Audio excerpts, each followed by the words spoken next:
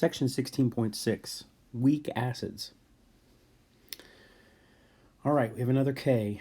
I'm so sorry. We have more Ks. If you notice, all the Ks are really the same. They're all equilibria.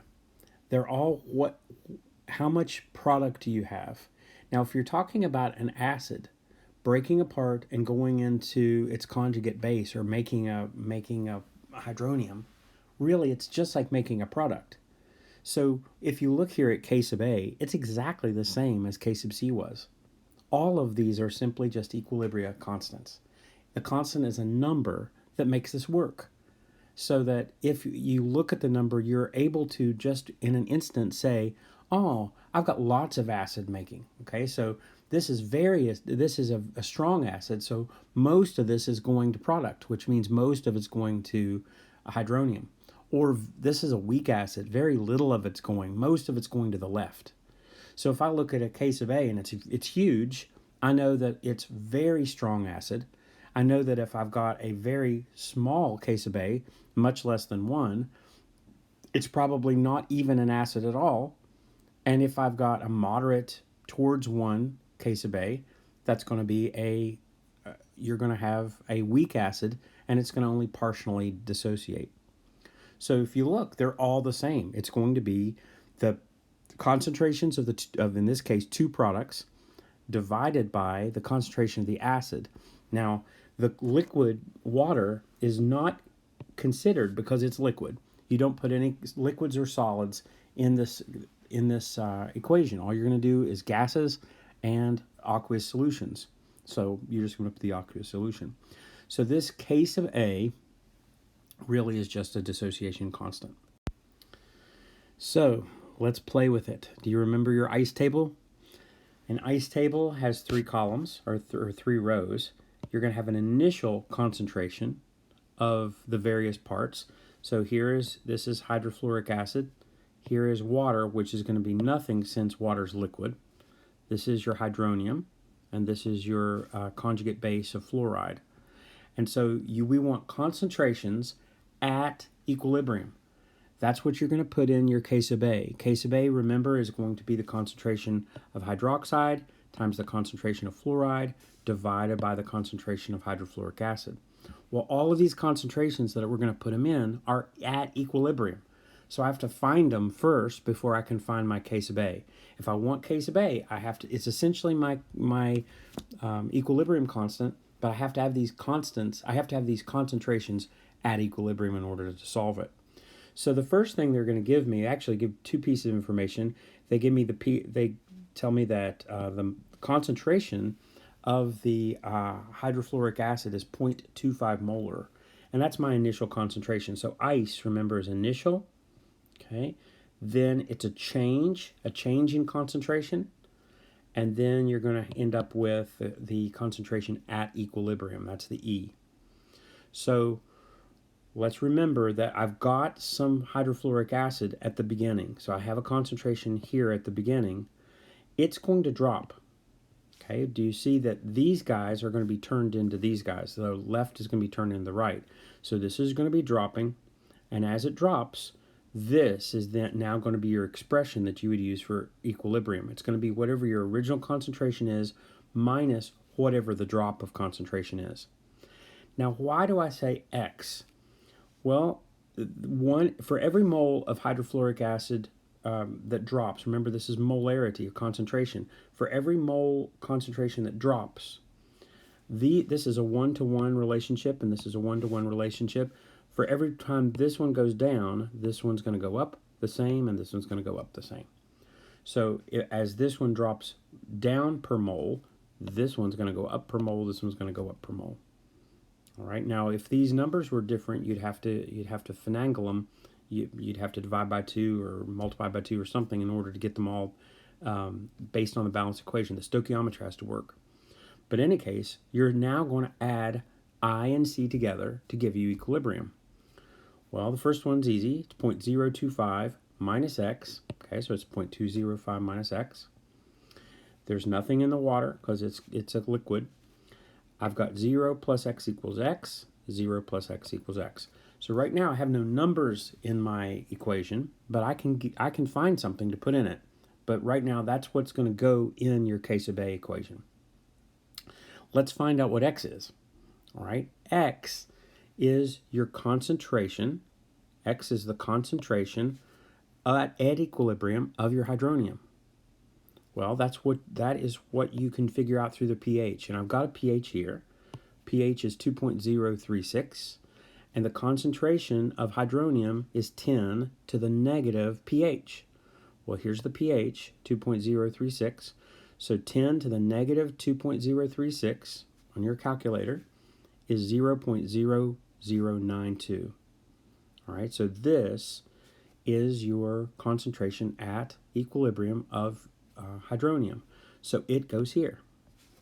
Well, but that same amount goes here as well. So this is going to go up by 0.009. This one's going to go up by 0.009. This one is going to drop by that amount subtracted from the original concentration. So I've got 0.25 minus 0.0092. Okay, now I've got numbers. All of these now have numbers, and I can put them in the case of A expression. So here's the case of A expression. This is the concentration of hydronium times the concentration of fluoride over the concentration of hydrofluoric acid. We know that X was 0.009. Okay, that means that this is going to be 0.009. This will be 0.009. This guy down here is going to have to be subtracted from the original. So the original was 0.25 minus 0.009. So now I have numbers to fill everything in. Okay, so here's my case of A expression with all the numbers filled in. So I've got this times this divided by this is going to give me 3.51 times 10 to the negative 4. That's my case of A. That's the first thing they ask for. Then your P case of A. Well, what is P of anything? P of anything is the negative log. The P of hydronium was just the negative log of the hydronium concentration. Well, what's the P sub Ka? It's just the negative log of that thing. Really, all I'm interested in is the exponent. To what degree times what? 10 times what is going to be the amount of acid being made? Is a little bit, is it a lot? Okay, so P sub Ka, I just take the negative log of the Ka. So I put the Ka in here. Negative log of 3.51 times 10 to the negative 4 is 3.4 times 3.455. So pretty hard, but the math is not that bad. You just have to keep it going. Keep it going, keep it going. Okay, here's a second one. Calculate the pH of a 0.1 molar HCN solution at 25 Celsius. In the case of A, they give. All right, so the last one they ask you to find the case of A. They gave you the pH. This one is the backwards. They're going to give you the case of A and ask you to find the pH. Well, remember, case of A is going to be equal to essentially the equilibrium constant, or the constant of dissociation or equilibrium. So I need to find these at equilibrium. I need to find the concentrations at equilibrium, and I know that that's equal to a certain number, 1.4 times 10 to the negative 9. So that I know. I also know that the balanced equation is a 1. This goes away because it's liquid, to 1 to 1. 1 to 1 to 1. So for every HCN molecule that breaks apart, so it's going away, that's why this is negative, these guys are going to go down. So for every one this goes down, this one goes up by the same amount, that goes up by the same amount. So if your ice table is initial, change, and at equilibrium, you just add up the I and the C, and that gives you the E. So it's going to be 0.10 minus X. Okay, so I don't have a number yet, but at least I know what to put in for this guy. This is the 0.10 minus X. I know that this is X, and I know that this is X. Well, what do I know? I know that this is 1.4 times 10 to the minus 9 equals, and then H3O, this is X. Okay, so I'll put that here.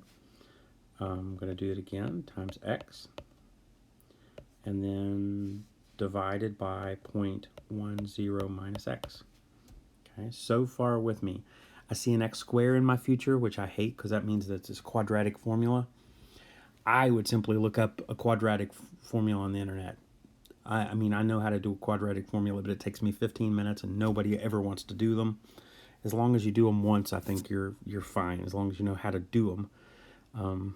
Mr. Spencer spends all day teaching people how to do quadratic formula. But so you're going to have to solve for x here, and that's going to be a quadratic formula to do that. Okay, here's where we're going to do a little bit of fudging. If I don't like to do the quadratic, remember my best guess is simply just get a calculator. Google will give you a quadratic calculator. You can put in the A, B's, and C's, and you can have it in 10 seconds. No big deal. But I have to realize that this is a weak acid. Okay, it's a weak acid.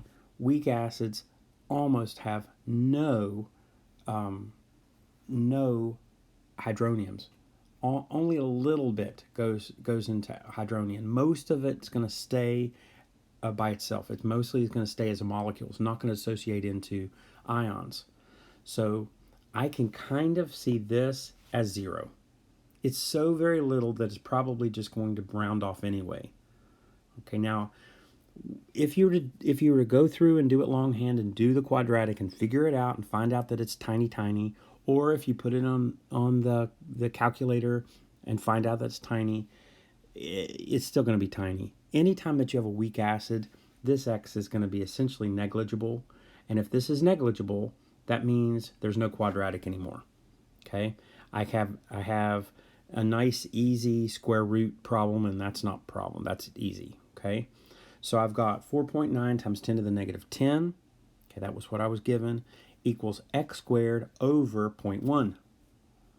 Well, just multiply 0.10 times the 4.9 and then take the square root of that x, and you'll end up with the x equals 7.0 times 10 to the negative 6. Okay, that's your concentration of hydronium. And then to get the pH, I just need the negative log of the hydronium concentration. So you're going to put in the 7.7 times 10 to the negative 6, take the negative log, and your pH is going to be 5.15. Remember that there's two significant digits here. There's two significant digits here, so there needs to be two decimal places in the pH.